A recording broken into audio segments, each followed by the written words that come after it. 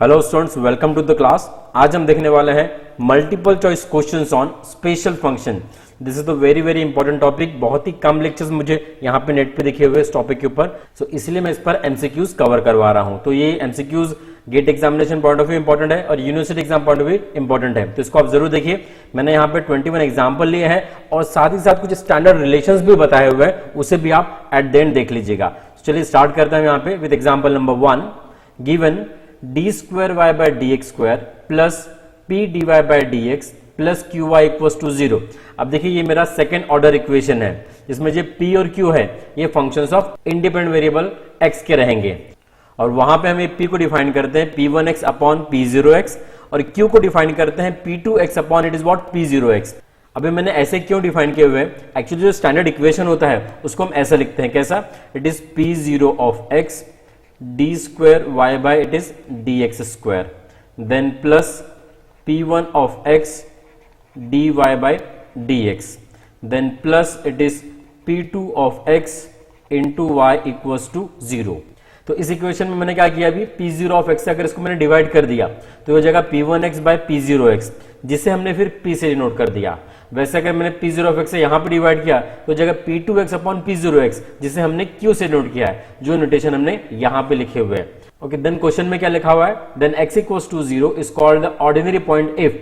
इसे हम ordinary point कब बोलेंगे? x इक्वल्स टू 0 को, जब ये चार कंडीशन हमको यहां पे दी, इसमें से कौन सी करेक्ट रहेगी? तो आपका जो है ऑप्शन बी यहां पे करेक्ट है, that is p0 of 0 not equals to 0 होना चाहिए। अगर ये p0 ऑफ 0 इक्वल्स टू 0 हो जाता है देन इस पॉइंट को हम सिंगुलर पॉइंट कहते हैं। So here the option B is correct. Now moving to the next question, that is 2. Given d square y by dx square plus p into dy by dx plus q into y equals to 0. देखिए same equation है, p भी same है, q भी same है।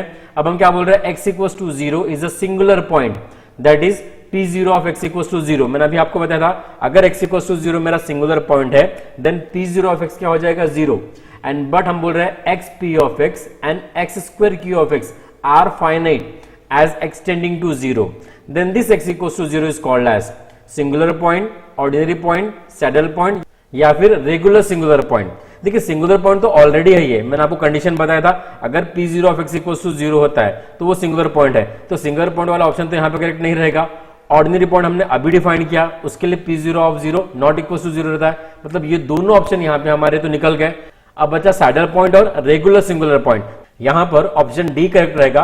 Already वो singular point हमको पता है, then it will be a regular singular point अगर वो एक कंडीशन को सेटिस्फाई करता है, मतलब x into p of x and x square into q of x, these are finite when extending to it is what? 0। So ये standard definition है, इसको आपको याद रखना है। यहाँ पे ऑप्शन डी करेक्ट है। ये छोटा छोटा चीज होता है, ये बेसिक पार्ट होता है, कंसेप्ट पार्ट, इसको आपको याद रखना है। चलिए मूव करते हैं नेक्स्ट क्वेश्चन की ओर, दैट इज एग्जाम्पल नंबर 3। देखिए सेम इक्वेशन है फिर से, that is second order differential equation, जिसमें p और q हमको दिया हुआ है, p आपको ये दिया हुआ है, q आपको दिया हुआ है। हम क्या बोल रहे हैं? x equals to 0 is the ordinary point, then its solution can be expressed as. तो यहां पे आपको इस इक्वेशन का सॉल्यूशन बताना है जब मेरा x equals to 0 ordinary point रहता है। तो स्टैंडर्ड सॉल्यूशन होता है इसका, दैट इज ऑप्शन ए यहां पे करेक्ट है। y equals to summation r ranging from 0 to infinity ar x to the power r when r is a positive integer. वही अगर इस इक्वेशन में मेरा x equals to 0 regular singular point होता, okay, उस समय फिर मेरा जो सॉल्यूशन है ये ऑप्शन सी हो जाता था फिर, that is y equals to x to the power m summation r equals to 0 to infinity ar x to the power r where m is a positive integer, negative और it is a fraction. तो यहां पे तो हमारा option A correct है। Now moving to the fourth question, that is again the equation is given to you, this p and q are given to you और x equals to 0 आपको regular singular point बोल रहा है, then solution क्या रहेगा? अभी मैंने बताया था आपको, ठीक है, मतलब एक मैंने यहाँ पे एमसीक्यू तैयार कर लिया, उसके ऊपर भी y equals to x to the power m summation r equals to 0 to infinity ar x to the power r where m is a positive, negative और it is what? Fraction. So ये the option C is correct. अगर ordinary point आता है तो option A correct है मेरा, और अगर रेगुलर सिंगुलर पॉइंट आता है तो ऑप्शन सी करेक्ट है। आप इसे ध्यान में रखिए। चलिए नेक्स्ट क्वेश्चन देखते हैं हम, example number 5। Given d square y by d x square plus p d y by d x plus q y equals to 0। p दिया हुआ है, q दिया हुआ है और आपको बोला कि x इक्वल्स टू 0 है and x px and x square qx ये क्या है? Are not finite as extending to 0। Then given differential equation has unique solution by the Frobenius method, infinite solution by the Frobenius method, no solution by the Frobenius method और can't say anything. अगर आपने इसका concept पढ़ा हुआ होगा तो आप easily बता सकते हैं यहाँ पे ऑप्शन सी करेक्ट रहेगा। अगर एक्सटेंडिंग टू जीरो आता है और ये जो क्वांटिटी हमारी फाइनाइट नहीं होती है तब हम बोल सकते हैं कि there will be no solution by the Frobenius method. Otherwise हम फ्रोबेनियस मेथड से सॉल्यूशन निकाल सकते हैं। ये फ्रोबेनियस कौन था? ये फ्रोबेनियस एक्चुअली एक मैथमेटिशियन था, उसका नाम था एफजी फ्रोबेनियस, जो बर्लिन से था, जिसने फ्रोबेनियस मेथड निकाला हुआ है जिससे हम ये इक्वेशन सॉल्व कर सकते हैं। बिकॉज यहाँ पे ऑब्जर्व क्या कर रहे हैं, अभी जो पी और क्यू है ये फंक्शंस ऑफ वेरिएबल है। इसके पहले आपने जितने भी क्वेश्चन सॉल्व किए होंगे डिफरेंशियल इक्वेशन के ऊपर, वहां पे पी और क्यू एक तो कांस्टेंट थे, या फिर अगर वेरिएबल के टर्म में आपने सॉल्व किया हुआ है तो वो इक्वेशन थे कॉशी होमोजेनियस लीनियर इक्वेशन और लीजेंडर लीनियर इक्वेशन। तो यहाँ पे जो पी और क्यू है हमारा रैंडमली कोई भी फंक्शन ऑफ एक्स रह सकता है। Now moving to the next question, given y double dash plus py dash plus qy equals to 0, where this p, this is q, when the roots of initial equations are distinct and not differing by an integer, say m1 and m2, then the general solution of the given differential equation is। अब देखिए हम Frobenius method से उसको solve करते हैं इस equation को। Equation पूरा सेम है यहाँ पे, और आपको बस क्या बोल रहे हैं यहाँ पे कि ये जो m1 और m2 है, जब हम इंडिशियल इक्वेशन निकालते हैं इसका, they are not differing by an integer, तब सॉल्यूशन क्या रहता है? तो उससे हमारा सॉल्यूशन रहता है option A, that is y equals to a y at m1 plus b y at m2। This a and b are the arbitrary constant. इसे आप याद रखिए, ये एक्चुअली एक थ्योरी है, इसका यूज करके फिर हम प्रॉब्लम्स को सॉल्व करते हैं। Moving to the next question, example number 7, given y double dash plus py dash plus qy equals to 0, where this p is p1 of x upon p0 of x, q is p2 of x upon p0 of x. When the roots of initial equations are, say, m1 m2 are equal, say it is m, then the complete solution of the given differential equation is given by। Okay, इसके पहले जो हमने देखा था उसके अंदर हम बोल रहे थे कि जो m1 m2 थे they are distinct and not differ by an integer. Okay, तब हमने ये वाला सॉल्यूशन बताया था, और अगर वो इक्वल है तो उस समय हमारा सॉल्यूशन क्या हो जाता है? ऑप्शन डी होता है, that is y equals to a y at m then plus b dy by dm at it is what m। m क्या है हमारा? इट इज रूट, जो हमको मिला हुआ है इंडिशियल इक्वेशन का। मतलब इंडिशियल के इक्वेशन के रूट के ऊपर फिर हम सॉल्यूशन डिसाइड करते हैं कि हम सॉल्यूशन कौन सा चूज करने वाले हैं। सो इस कंसेप्ट को आप याद रखिए। Now moving to the next question, the Bessel equation is given by. अब बेसल एक स्टैंडर्ड इक्वेशन ही है and that is given by the option B, it is x square d square y by d x square plus x d y by d x plus x square minus n square into y equals to 0। तो यहां पे आप देख रहे हैं कि देखिए d square y by d square का जो कोएफिशिएंट है वो एक्स स्क्वायर है, डी वाई बाय डी का इट इज एक्स है, और यहाँ पे x square minus n square y के साथ है। तो अगर ऐसा इक्वेशन आता है जिसमें वेरिएबल कोएफिशिएंट्स है तो उसे हम कहते हैं बेसल इक्वेशन, और ये स्टैंडर्ड फॉर्म है उसका। और ये जो आपको नीचे दिया हुआ है एक्चुअली बेसल इक्वेशन का सॉल्यूशन दिया हुआ है, जिसे हम jnx से डिनोट करते हैं, जिसे हम सामने में देखने वाले हैं। तो चलिए देखते हैं, दैट इज नाइन्थ वन हमारा it is what? The solution of Bessel equation jn of x is given by. तो आपको बस सॉल्यूशन बताना है jnx ऑफ क्या है, मतलब सॉल्यूशन क्या होता है बेसल इक्वेशन का, वो हमने यहाँ पे लिखा हुआ है, आपको पता होना चाहिए। ऑप्शन सी यहाँ पे करेक्ट है। देखिए चारों ऑप्शन नियर अबाउट सेम दिख रहे हैं हमको, थोड़ा थोड़ा फर्क है बस उसके अंदर। तो आपको एग्जैक्ट आंसर याद रहना चाहिए, वो होता है summation r equals to 0 to infinity minus 1 to the power r upon it is r factorial, it is gamma of n plus r plus 1। Gamma भी एक फंक्शन होता है, मतलब इंटीग्रल होता है। Okay, then into x by 2 to the power n plus 2r। So थोड़ा थोड़ा बस फर्क है हर एक क्वेश्चन के अंदर। यहाँ पे n प्लस r दिया हुआ है, यहाँ पे n प्लस r प्लस 1 है। देखिए यहाँ भी n प्लस r दिया हुआ है, मतलब ऑप्शन ए और डी तो पूरी तरीके से गलत है। अब उसके बाद हम देखेंगे यहाँ पे देखिए r फैक्टोरियल है, बट ऑप्शन बी में r फैक्टोरियल नहीं है, तो r फैक्टोरियल भी होना चाहिए। So this is the right solution, that is option C, which is the solution of Bessel equations. अब इसके बाद कुछ स्टैंडर्ड प्रॉपर्टीज है इस बेसल इक्वेशन के सॉल्यूशंस की, मतलब jnx की, तो उसे आपको याद रखना है। इसको मैंने लास्ट में लिस्ट आउट भी किया हुआ है, कुछ हम इसके एमसीक्यूज देख लेते हैं। जैसे आपको बोला कि भाई j minus n of x, ये क्या होगा इन चारों में से? तो ये होगा it is what? Option B, that is minus 1 to the power n jn of x। इसको हम इजीली प्रूव कर सकते हैं by using the definition of it is what? jn of x। तो इसे तो आप यहाँ पे याद ही रखिए बिकॉज ये स्टैंडर्ड रिलेशन है। j minus n of x ये होता है minus 1 to the power n jn of x। Now next question 11th one, similar question है। हम देख रहे हैं d D x of x to the power n jn of x। इसका solution होता है it is option D, it is x to the power n j suffix n minus 1 of x। इसे भी आप याद रखिए। Now next that is 12, d D x of x to the power minus n jn of x। ये क्या होता है, ये होता है it is what option A minus x to the power minus n J n plus one of it is x. अगर आप यहाँ पे ऑब्जर्व करेंगे x to the power minus N है तो आपको जे एन प्लस वन आता है, और यहाँ पे x to the power N है तो आपको जे एन माइनस वन आता है, ठीक है। बट यहाँ पे देखिए माइनस बाहर आ रहा है, यहाँ पे प्लस है, यहाँ पे x to the power N है और यहाँ पे x to the power minus N है। सो बेटर वे आप इन फॉर्मूले को याद रखिए, आप जिस ट्रिक से याद रखना चाहते हैं, बिकॉज इस पे क्वेश्चन डायरेक्टली बन जाता है एग्जामिनेशन में। Example number 13, which one of the following recurrence relation is wrong for j N of x. अब देखिए 6 रिकरेंस रिलेशंस होते हैं, उसको मैं एट द एंड आपको लिख के बता दूंगा। वैसे इसमें से 3 तो करेक्ट है और 1 रॉन्ग है। अब कौन सा रॉन्ग है, दैट इज ऑप्शन डी यहाँ पे रॉन्ग है और बाकी तीनों करेक्ट है।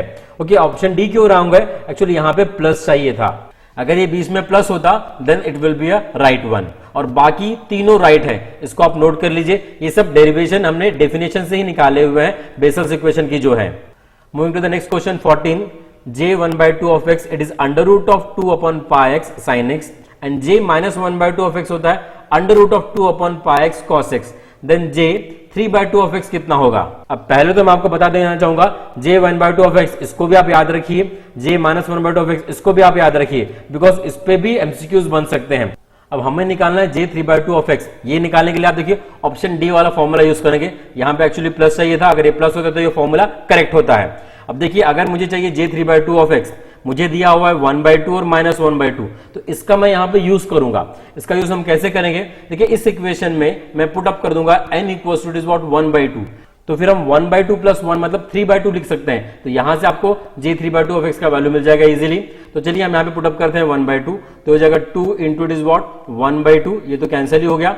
यहाँ पे 1/2 पुट अप किया तो हो जाएगा 1/2 ऑफ x, उसके बाद x एज इट इज, आपने यहां पे 1/2 पुट अप किया तो 1/2 माइनस 1 हो जाएगा -1/2, तो जाएगा -1/2 of x plus x। This is 1/2 plus 1 मतलब 3/2 जो हमें निकालना है, बस आपको थोड़ा सा फिर सिंप्लीफाई करना पड़ेगा। j 1/2 ऑफ x आपको क्या दिया हुआ है बताइए, ये हो जाएगा under root of it is 2/πx, it is sin x। Okay, अब उसके बाद फिर आपको -1/2 x भी आपको दिया हुआ है, ये वाला under root of it is what 2/πx, it is cos x, और यहां पे प्लस है मेरे पास x, it is j 3/2 of it is what x। अब आप क्या कीजिए, इसको x से डिवाइड कर दीजिए और वहां से फिर आपको j 3/2 ऑफ x इजीली मिल जाएगा। और साथ ही साथ हम ये जो क्वांटिटी है इसको हम लेफ्ट में शिफ्ट कर देते हैं, तो यहाँ पे हमारा ऑप्शन सी करेक्ट आएगा, that is under root of 2/πx, जिसे हमने कॉमन निकाल लिया, ये हो जाएगा sin x/x minus it is what cos x। अगर हम इसको लेफ्ट में शिफ्ट करते हैं तो ये हो जाएगा मेरा value of j 3/2 of x। Now चलिए मूव करते हैं नेक्स्ट क्वेश्चन की ओर। एग्जांपल नंबर 15 बिल्कुल सिमिलर है 14 के। यहां पे देखो क्या दिया हुआ है, j 1/2 ऑफ x होता है under root of 2 upon πx sin x, j minus 1/2 of x होता है under root of 2 upon πx cos x।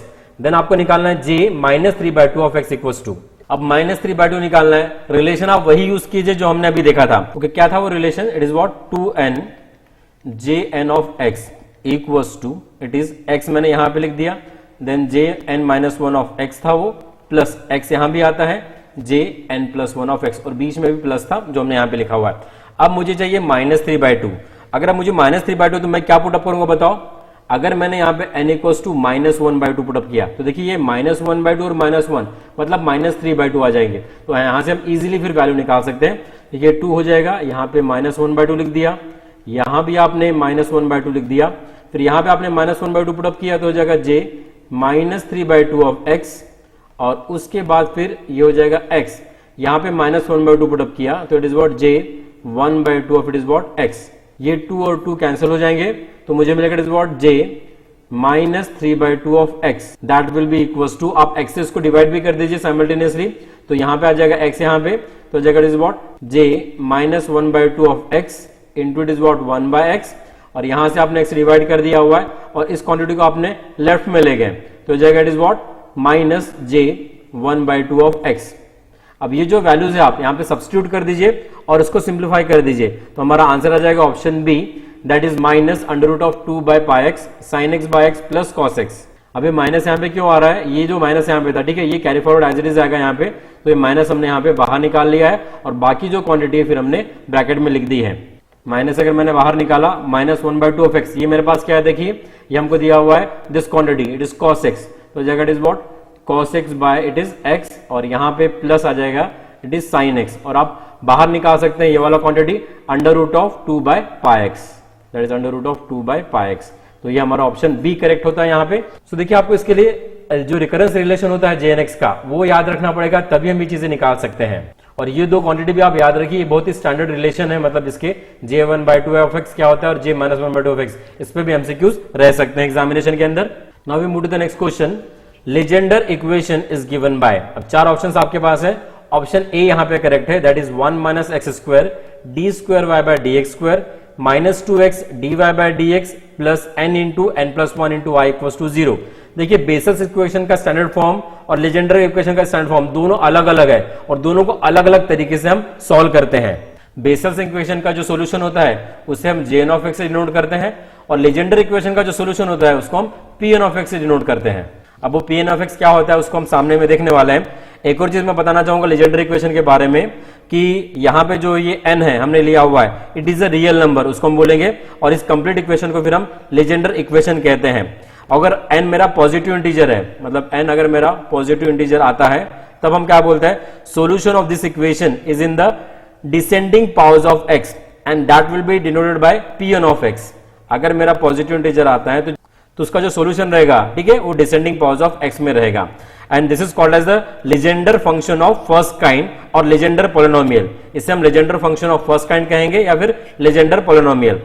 And this is always a terminating series. And one more thing you have to note, Legendre equation का एक और solution रहता है जिसे हम कहते हैं सेकंड काइंड का, और उसे हम k(x) से डिनोट करते हैं। इसे हम कहते हैं Legender function of the second kind and it is an infinite और नॉन टर्मिनेटिंग सीरीज। मतलब ये वाला मेरा इनफाइनाइट सीरीज होता है, ये मेरा फाइनाइट हो गया और ये इनफाइनाइट हो गया। अगर मुझे जनरल सॉल्यूशन लिखना है इसका, तो जनरल सॉल्यूशन हम कैसे लिखेंगे, y = it is what a pn(x) + b q(x), जहां पे ये फाइनाइट टर्म रहेंगे और यहाँ पे हमारे इनफाइनाइट सीरीज रहेंगी और यहाँ पे फाइनाइट सीरीज रहेंगी, ए और बी मेरे आर्बिट्रेरी कांस्टेंट रहेंगे।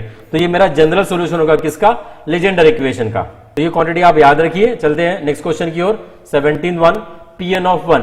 अब ये क्वांटिटी प्रूव्ड है एक्चुअली, pn(1) = क्या होता है, तो ये होता है actually 1।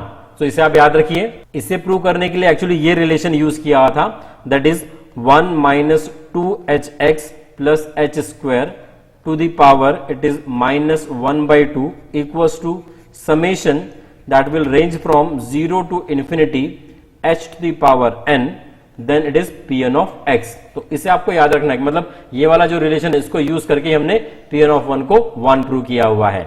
Moving to the next question, which of the following is not correct. अब देखिए ये है p1x, p2x, p3x और p4x। अब ये जो क्वांटिटी है ये निकाली गई है रॉड्रिक्स फॉर्मूला से। अब रॉड्रिक्स फॉर्मूला क्या होता है उसे मैं यहाँ पे लिस्ट आउट कर देता हूं। हमारा रॉड्रिक्स फॉर्मूला होता है, it is what, pn(x) = 1/2 to the power n into n factorial, then the nth derivative, that is d to the power n/dx to the power n into x² - 1 to the power n। इसे हम कहते हैं Rodrigues formula. अब देखिए आप n = अगर 1 put up करते हैं तो मुझे pn(x) मिल जाएगा। अगर मैंने n पुटअप किया 1 तो यहाँ पे 2 to the power 1 मतलब ये 2 हो जाएगा, 1 फैक्टोरियल मतलब 1 हो जाएगा, और यहाँ पे आप सिर्फ एक बार डिफरेंशिएट करने वाले हैं, मतलब ये आ जाएगा ddx ओनली। और उसके बाद आपने n = 1 पुटअप किया हुआ है तो ये आ जाएगा सिर्फ व्हाट, x² - 1। तो अगर मैं डिफरेंशिएशन लेता हूं इसका तो आ जाएगा इट इज व्हाट 2x और 2 कैंसिल हो जाएगा, हमारे पास आ जाएगा इट इज व्हाट x। तो मेरे जो p1(x) है ये आ जाएगा इट इज व्हाट x। तो ये तो ट्रू है मेरे पास। वैसे फिर आपको भी p2(x) भी निकालना पड़ेगा। p2(x) हम कैसे निकालेंगे, आप n = 2 पुटअप करेंगे। तो अगर आपने n = 2 पुटअप किया तो हो जाएगा 2 का स्क्वायर और उसके बाद ये आ जाएगा 2 का फैक्टोरियल। 2 का फैक्टोरियल 2 होता है, 2 का स्क्वायर 4 होता है, और बाद में आपको 2 बार डिफरेंशिएट करना है। किसको, x² - 1 टू द पावर यहाँ पे 2 रहेगा, बिकॉज n = हमने 2 लिया हुआ है।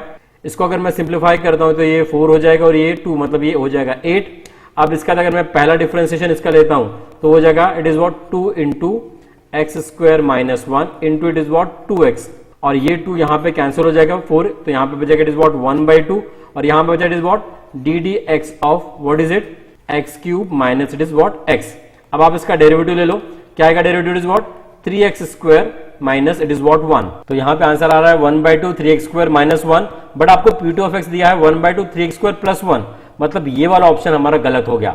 तो वैसे ही आप P3 ऑफ x और P4 ऑफ x को भी चेक कर सकते हैं। मतलब आप n इक्वल्स टू 2 पुटअप कीजिए, 3 पुटअप कीजिए और 4 पुटअप कीजिए, वहां से आप P2 of x, P3 of x और P4 ऑफ x इजीली निकाल सकते हैं। या अदरवाइज मैं आपको एक सजेशन दूंगा कि ये जो है फॉर्मूले याद ही रखिए। मतलब P1 ऑफ x x होता है, P2 ऑफ x 1/2 3x² + 1 होता है, बिकॉज इसका हम यूज भी करते हैं जब हम पर्टिकुलर कोई फंक्शन को एक्सप्रेस करते हैं लेजेंडर फंक्शन के अंदर। मतलब in terms of P1x, P2 of x और P3 ऑफ x अगर हमको रिप्रेजेंट करना है तब हम इसका यूज करते हैं। सो आप याद रखिए P3 ऑफ x होता है 1/5 5x³ - 3x, P4 of x होता है 1/8 63x⁵ - 70x³ plus it is 15x. So the option B is correct here, which is not correct. Now moving further here, example number 19, integral -1 to 1 Pn of x into Pm of x dx equals to, और ये होता है it is what a, that is 0 if m is not equals to n. पहला part रहता है 0 अगर मेरा m not equals to n है, और दूसरा पार्ट होता है 2/2n + 1 अगर m equals to n है। तो आप इसको एक्चुअली याद ही रखिए, ये प्रूव किया हुआ ये वाला इंटीग्रल जो कि डिपेंड है completely solution of it is Legender equation के ऊपर। Now moving further with 20th question P2n + 1 of 0, और ये होता है it is what option A, it is 0। अब आपको क्या करना है एक्चुअली, ऐसे कुछ स्टैंडर्ड जो रिजल्ट्स होते हैं जो सॉल्यूशन ऑफ लेजेंडर इक्वेशन के ऊपर है तो वो आपको याद रखना है। जैसे मैं यहाँ पे थोड़ा लिस्ट आउट कर देता हूँ, जैसे Pn ऑफ -x, ये भी स्टैंडर्ड रिलेशन है, ये होता है -1 to the power n Pn of x। वैसे एक और है सेकंड रिलेशन, इसे भी आप याद रखिए, -1 to the power n Pn of x।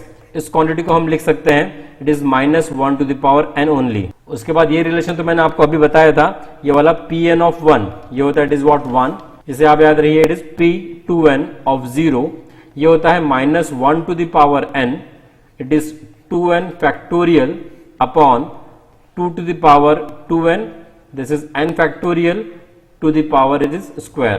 ये चार रिलेशन भी आप याद रखिए, और ये जो क्वांटिटी हमने यहाँ पे लिखी है इसका ऑप्शन क्या होता है 0। So we move further to the last question that is 21, which of the following is not correct here. अब ये मेरे रिकरेंस रिलेशन है किसके, सोल्यूशन ऑफ लेजेंडर इक्वेशन के।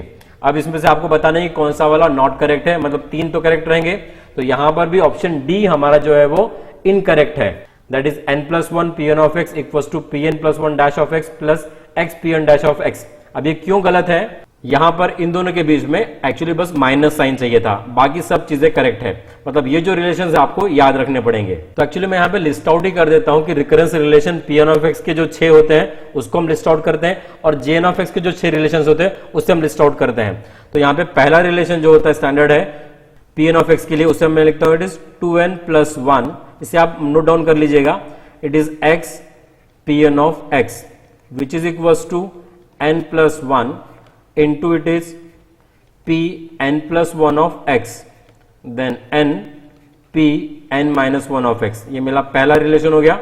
उसके बाद दूसरा रिकरेंस रिलेशन है, it is n Pn of x equals to x, it is Pn dash of x minus Pn-1 dash of x। Second relation. Third relation है मेरे पास, it is 2n+1 into Pn of x equals to Pn+1 dash of x minus Pn-1 dash of x। then fourth one है हमारे पास n+1 into it is Pn of x equals to Pn+1 dash of x, then minus x Pn dash of x। ये fourth हो गया। Fifth relation मेरे पास है 1 minus x² आता है यहाँ पे, इंटू इट इज हम करते हैं Pn dash of x, and which will be equals to n Pn-1 of x minus x Pn of x। तो इन रिलेशन को आप नोट डाउन कर लीजिएगा। और एक लास्ट रिलेशन है Pn ऑफ x के ऊपर, छठवां रिकरेंस रिलेशन, वो है 1 minus x² into Pn dash of x which is equals to n+1, और ब्रैकेट में आता है x Pn of x minus Pn+1 of x। ये हो गए मेरे रिकरेंस रिलेशन किसके, Pn ऑफ x के। वैसे ही रिकरेंस रिलेशन मेरे Jn ऑफ x के भी है, उसको भी हम यहाँ पे लिस्ट आउट कर देते हैं। इन रिलेशंस को आप नोट डाउन कर लीजिएगा, ये आपके लिए यूजफुल रहेंगे, बिकॉज बहुत से प्रॉब्लम्स हम इन रिकरेंस रिलेशन से भी सॉल्व कर लेते हैं।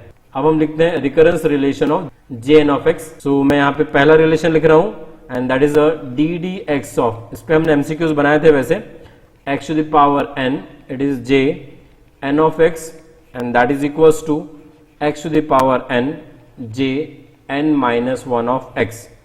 उसके बाद सेकेंड रिलेशन मेरे पास है D D x of x to the power minus n J N of x. मैंने बताया था आपको क्या था ये बताइए, minus x to the power minus n J n plus one of x. Minus है तो प्लस आएगा, प्लस है तो माइनस आएगा।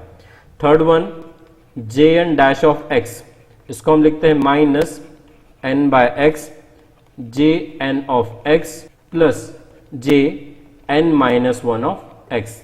बाद में फोर्थ रिलेशन मेरे पास है j n dash of x is equals to n by x, it is J N of x then minus j n plus 1 of x। उसके बाद fifth relation that is 2 j n dash of x equals to j n minus 1 of x minus j n plus 1 of x।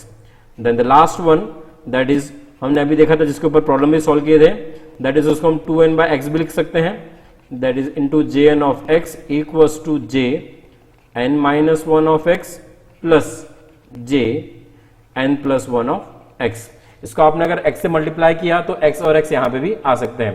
तो ये मेरे recurrence relation jn के हो गए और ये 6 रिकरेंस रिलेशन हो गए pn के। तो इसको आप लिख लीजिएगा, नोट कर लीजिएगा, बिकॉज इस पे बहुत से एग्जांपल सॉल्व होते हैं और फ्रिक्वेंटली क्वेश्चन भी जो है ना एमसीक्यूज इस पे बन जाते हैं, तो आपको इनको याद रखना कंपलसरी है।